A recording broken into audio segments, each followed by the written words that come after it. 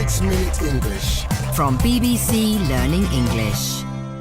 Hello, I'm Rob. Welcome to 6-Minute English. With me in the studio is Neil. Hello, Neil. Hello, Rob. And in this programme, we're talking about tourism, but in a very special place, Antarctica. It's considered the last great wilderness on Earth. Wilderness means an area with no people and no agriculture because of the difficult living conditions. Yes, in Antarctica there are only research stations with scientists and a few tourists. Well, not so few. About 37,000 tourists are expected there this season. Many don't go ashore, but there's no denying that it disturbs the environment. That many? Yes. We're asking if it's fair for tourists to set foot, that means go to, such a sensitive environment. We'll also use some vocabulary related to Antarctica. By the way, Neil, do you know a lot about the South Pole? I've been reading that the ice caps, these are the thick layers of ice permanently covering a vast area of land in the Arctic and Antarctic, are melting due to global warming. Yes, and global warming is the increase in world temperatures due to the presence of carbon dioxide in the atmosphere. This gas and some others have been stopping the heat from the Earth escaping into space. You know what, Rob? I would like to visit Antarctica before it melts too much. I want to see the penguins. They're very amusing animals. Well, they are, yes. But penguins aside, what large resource can be found in Antarctica? That's my question for you today. Is Antarctica A, the world's largest coal field, B, the world's largest gold source, or C, the world's largest diamond source? I'm going to have a guess, because I don't know, that it's coal, A. Coal. Right, OK. Well, as usual, we'll give you the answer at the end of the programme. Well, I love travelling, but I wonder how that very sensitive environment in Antarctica is going to be preserved. That's why BBC reporter Juliet Rix's visit to Antarctica caught my attention. I bet she's asking the same question as you, Rob. Yes, she is. Listen to what she has to say about the need to have some level of tourism in the Antarctic. What word does she use to describe people who defend a cause, in this case, the preservation of the region? I'm all too aware that this is not my habitat. Like a scuba diver under the sea, I'm an alien visitor in the penguins' world. Which makes me wonder, should I be here at all? Am I, just by setting foot on this extraordinary continent, polluting the last great wilderness on Earth? All visitors leave a footprint, admits my tour leader, and we all tend to go to the same places, the accessible coastline, which is also where the penguins and seals go to breed. Nonetheless, he argues, carefully controlled, tourism is not just okay, but useful. Without a native population of its own, Antarctica needs advocates, and tourism creates a global constituency of people ready to support, and indeed fund, its preservation. Not everyone is convinced that the benefits outweigh the risks, but most are pragmatic. The reporter uses the word advocates. That's what we call people who defend a cause or an idea. Juliet Rix's tour guide told her it's good that some people go to Antarctica and then, when they get back to their countries, they defend conservation and give money to organisations which work for the preservation of the environment. Some people might not agree because if there are some companies making profit, it might be difficult to prevent an increase in tourism to Antarctica. And what control do they have over the tourists? Juliet Rix tells us about the instructions given to her group when they approached Antarctica. She says that tourists must clean their clothes with a vacuum cleaner before they leave the ship to go on land. But why? We're given a mandatory briefing before gathering for a vacuum party. We biosecure ourselves, hoovering our clothes and kit and disinfecting our boots to ensure we introduce no alien species to Antarctica. There's no eating or smoking on land, and we're instructed to take nothing away, except photographs, and leave nothing behind. Not even a bit of yellow snow, so don't drink too much at breakfast. The BBC reporter tells us that the group of tourists has to disinfect their boots. Disinfect means to clean something using chemicals, or in this case, vacuum, to kill or remove bacteria. This is to avoid the risk of contaminating the region. And to go to the toilet before leaving the ship. The ice is not your toilet. No, it isn't. The penguins have exclusive rights on that. But what do you think about visiting Antarctica, Rob? Are you keen on paying the penguins a visit? Absolutely, I would love to go there. How about you, Neil? Yeah, I'd like to go because, as I said, it's all about the penguins. Well, let's stop dreaming about exotic trips and go back to the question I asked you earlier in the programme. What large resource can be found in Antarctica? Is it the world's largest coalfield, the world's largest gold source, or the world's largest diamond source? And I said coal. And you are indeed correct. Well done. Now, no one's able to mine that coal because the Antarctic Treaty has banned the exploitation of resources for 50 years. What happens after that, who knows? Anyway, we're running out of time, so let's remember some of the words we said today. Neil.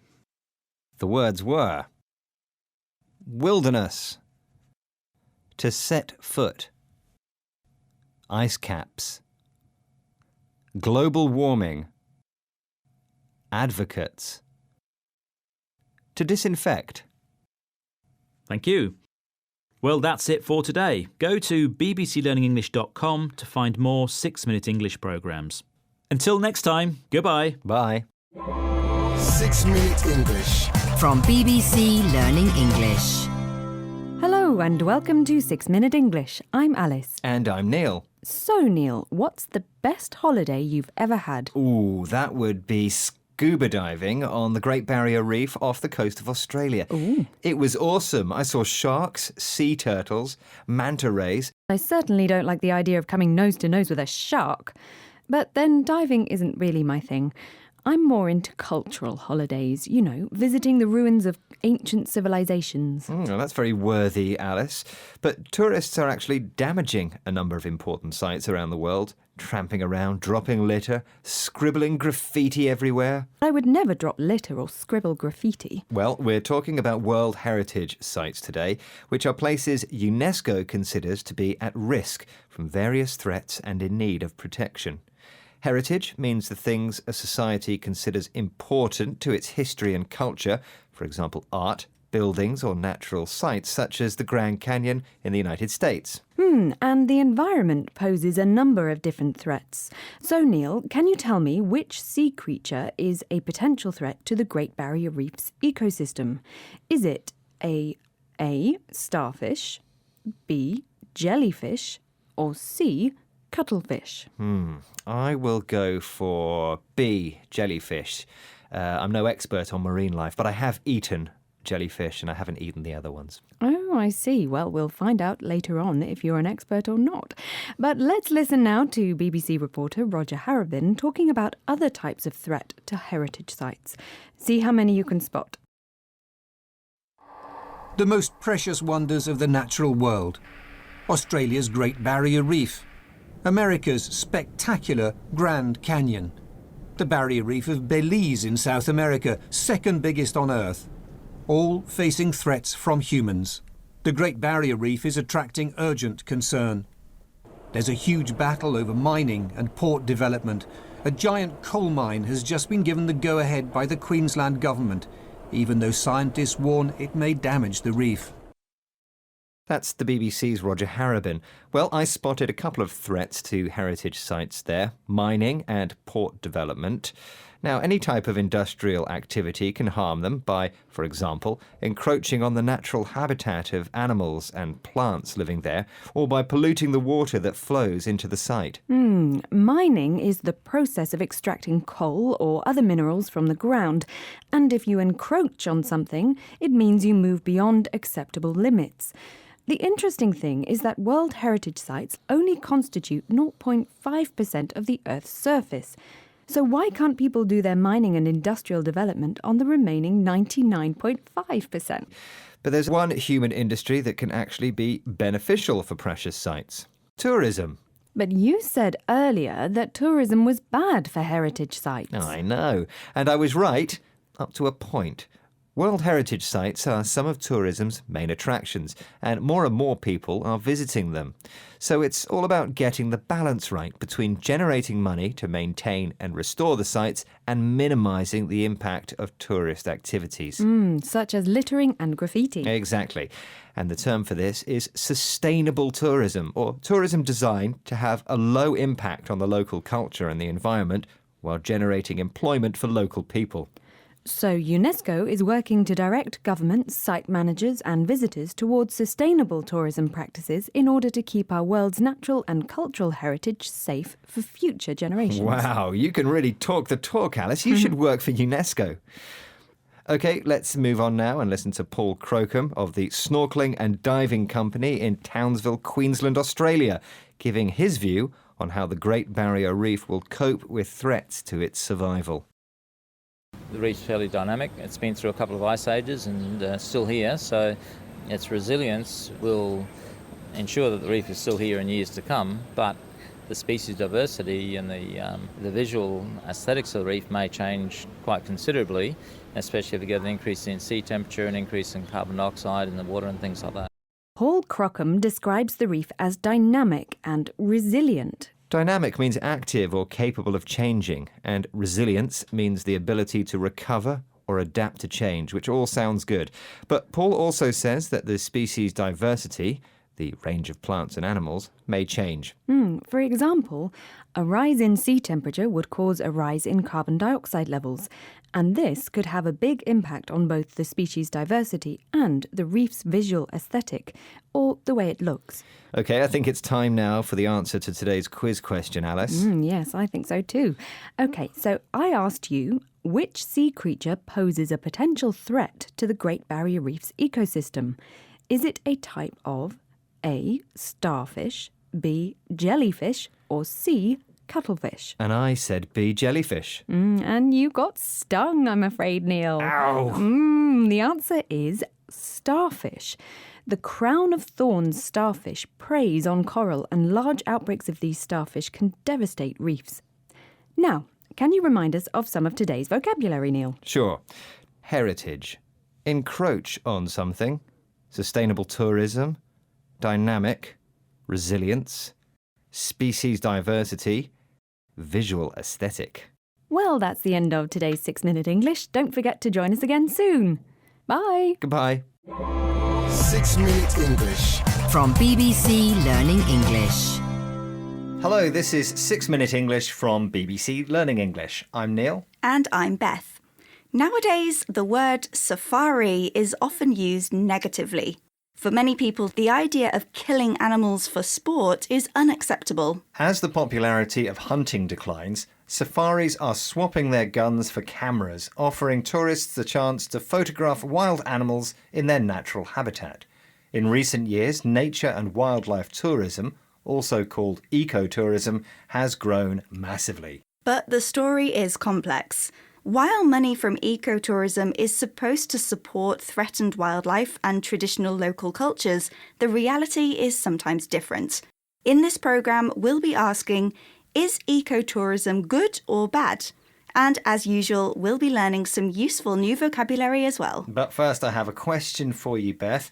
Most tourists on safari are looking for the Big Five, the name given to Africa's most iconic large animals. But which animals are the Big Five? A, the lion, leopard, giraffe, baboon and buffalo. B, the lion, leopard, tiger, elephant and buffalo. Or C, the lion, leopard, rhinoceros, elephant and buffalo. I guess it's A, the lion, leopard, giraffe, baboon and buffalo. I'll reveal the answer at the end of the programme. The balance between the good and bad things ecotourism can bring is well understood by Vicky Smith, whose website Earth Changes matches ecotourists with environmentally friendly travel companies. Here's Vicky talking with BBC Radio 4 programme Costing the Earth. Just because tourism is nature-based, it doesn't mean to say it's necessarily responsible or sustainable.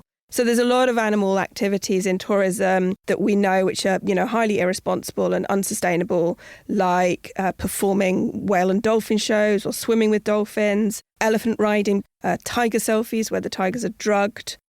Genuine ecotourism is sustainable, designed to continue at a steady level which does not damage the environment.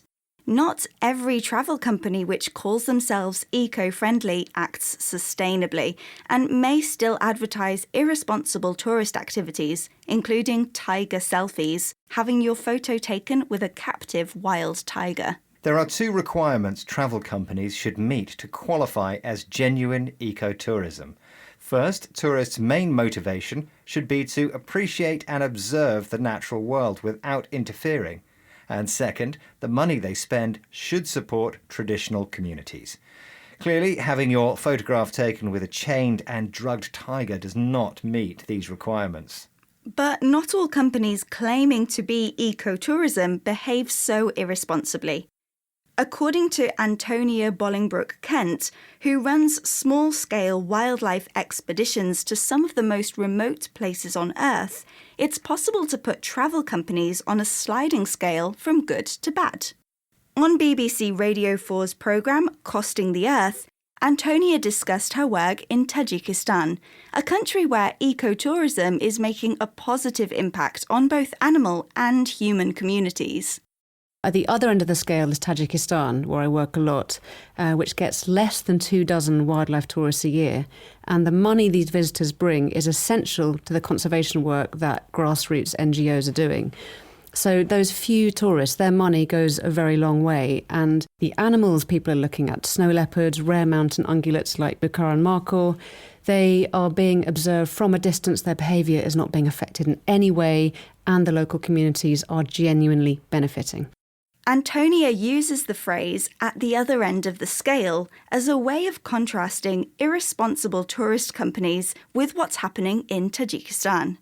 There, animals including snow leopards and mountain ungulates are being protected by ecotourist projects run by non-governmental organisations, or NGOs. Organisations trying to achieve environmental or social aims outside of government control.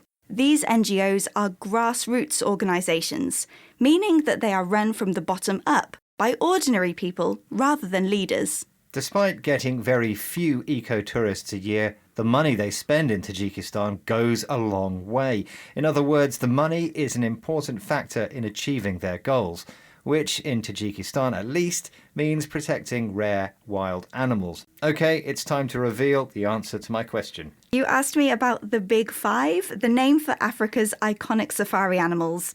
I guessed they were the lion, leopard, giraffe, baboon and buffalo. You guessed right about the lion, leopard and buffalo, but the others were the rhinoceros and the elephant. OK, let's recap the vocabulary we've learned from this programme about ecotourism. Travel to places of natural beauty where the tourist's motivation is to appreciate nature and support the local culture. The adjective sustainable describes actions designed to continue at a steady level so as not to damage the environment. A tiger selfie means having your photo taken with a captive wild tiger. Not something to be advised. The phrase at the other end of the scale is similar in meaning to the phrase by contrast. A grassroots NGO is a non-governmental organisation which tries to achieve its aims through the actions of local, ordinary people rather than leaders. And finally, if something goes a long way towards a certain goal, it's an important factor in achieving that goal. Once again, our 6 minutes are up. Goodbye for now. Bye. 6 Minute English. From BBC Learning English. Hello and welcome to 6 Minute English. I'm Alice. And I'm Neil. Did you have a good weekend, Alice? Yes, but it flew by, which means it went quickly. And here we are again, back at work. I know what you mean. Though I must say time really dragged for me, and that means it went slowly. I was on a train which broke down. Oh dear. And it felt like it took forever to arrive, though actually it was only delayed by 1 hour. Well, today we are talking about our perception of, or the way we see, time.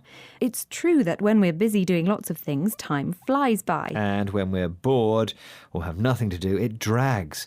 And I didn't have anything to do on the train. Do you think time flows at the same rate for everyone, even animals? My cat doesn't get bored doing nothing all day. I wonder if time drags for her sometimes. Good question. Did you know, Neil, that according to a new study, smaller animals perceive time as if it is passing in slow motion? That sounds weird. Do you think they hear us like this? Talking slowly. Don't be silly, Neil. What I meant was that small animals such as insects and small birds can observe more detail in a certain period of time, for example, a second, than larger animals. And how does this help them exactly? It sounds like the day would really drag if every second got stretched out like that. It helps them by giving them time to escape larger predators. Now, I have a question for you, Neil. Can you tell me roughly how much more quickly a fly's eye can react than a human eye? Is it A, twice as quickly, B, 4 times as quickly, or C, 10 times as quickly? Well, I'll go for C 10 times. Flies are pretty nippy, and that's another word for quick. Yes, well, we'll find out later on if you got the answer right or not. Now, small animals can typically process more visual information than we can.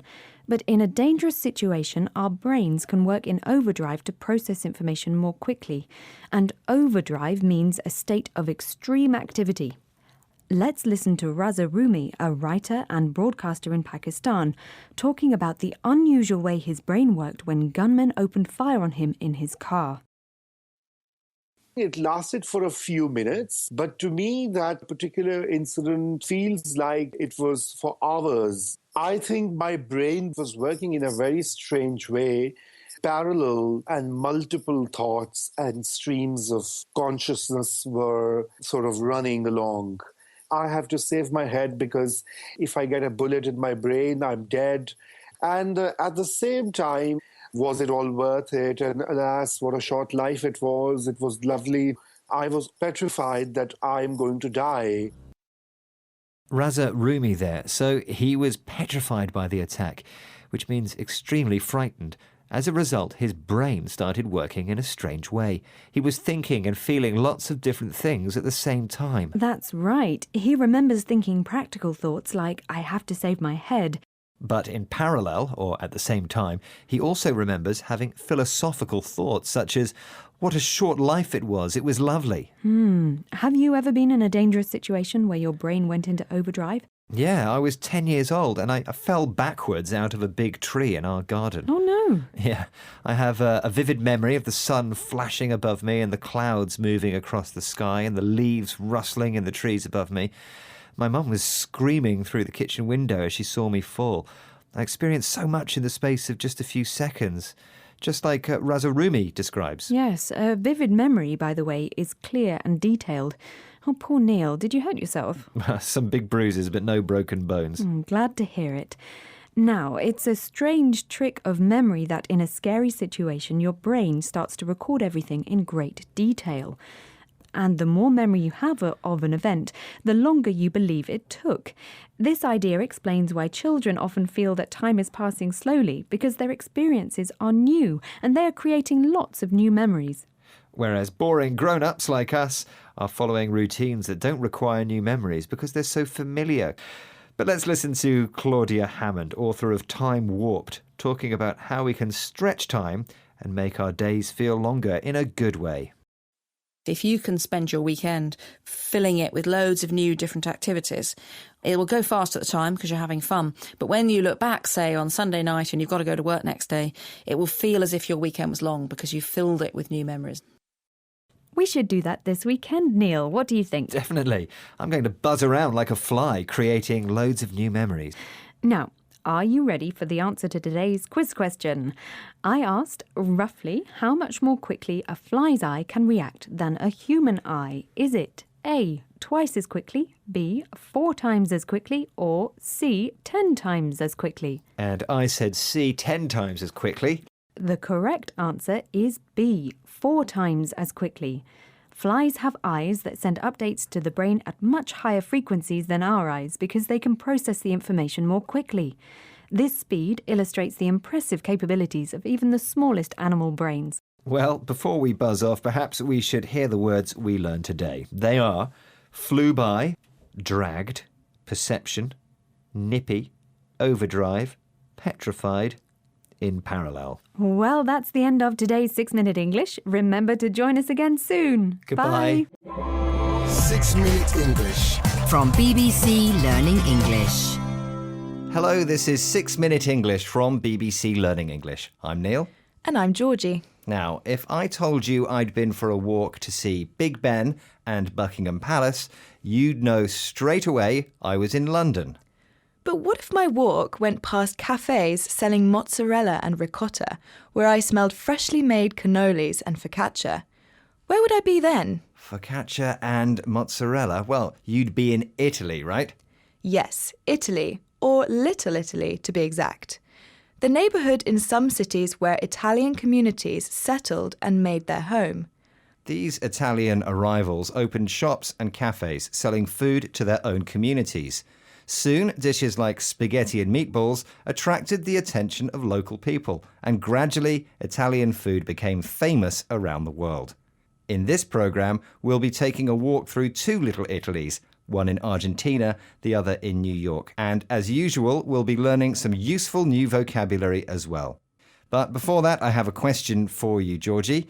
According to a recent YouGov poll, which Italian food is most popular with British diners? Is it A, pizza, B, lasagna, or C, garlic bread?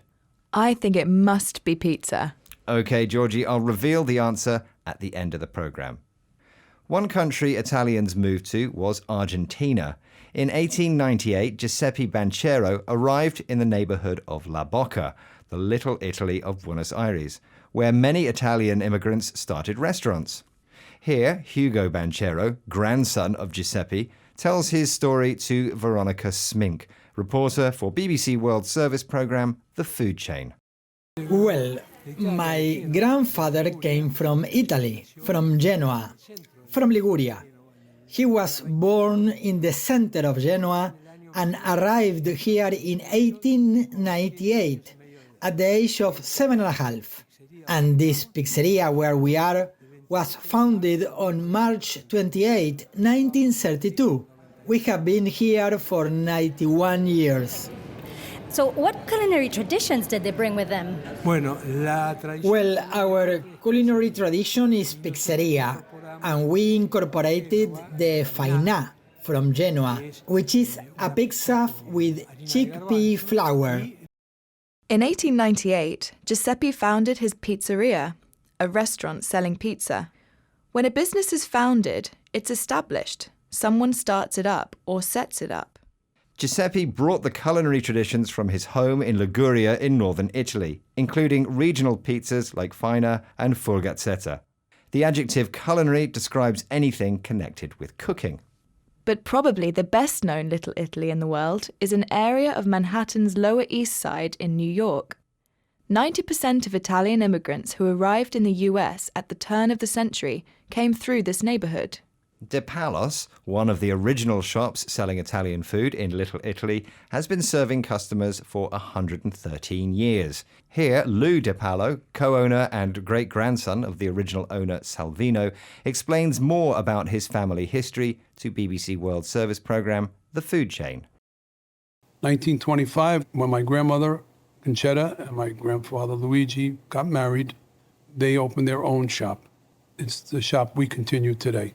Being the fourth generation, working alongside my sister Marie and my brother Sal, and our children, the fifth generation, our business has expanded to represent the full food culture of the 20 regions of Italy. Little Italy is the stepping stone of the Italian immigrant. This is where many of the Italians first came through Ellis Island and then settled here and then eventually moved into mainstream America throughout the rest of the country. Lou De Palo is the fourth generation of his family to run the shop, and his children will be the fifth. Phrases like fourth or fifth generation describe the children of people whose parents immigrated to a particular country. After arriving in New York, many Italian immigrants moved on to start successful new lives elsewhere. That's why Lou calls Little Italy a stepping stone, an experience that helps you achieve something else, like a real stepping stone helps you cross a river. As a result, Italian newcomers became accepted in mainstream America. Mainstream meaning the culture and customs viewed as normal by most Americans. It seems we owe a lot to Little Italy, but we still don't know which food is most popular here in the UK. Isn't it time to reveal the answer to your question, Neil? Right, I asked you which Italian food is most popular in Britain, and you said pizza, which would be my guess too, but is the wrong answer, I'm afraid. In fact, the top choice for Italian food fans here in the UK is garlic bread. Right, let's recap the vocabulary we've learned from this programme on Little Italy, starting with pizzeria, a restaurant that sells pizza. If something is founded, it's started or established. The adjective culinary describes anything connected with cooking. Phrases like fourth or fifth generation describe the children of people whose parents immigrated to a particular country. A stepping stone is an event or experience that helps you advance or achieve something new. And finally, the adjective mainstream describes the customs and culture which are accepted as normal by most people in a society. Once again, our 6 minutes are up. Until the next time here at 6 Minute English, it's ciao! Ciao! 6 Minute English. From BBC Learning English.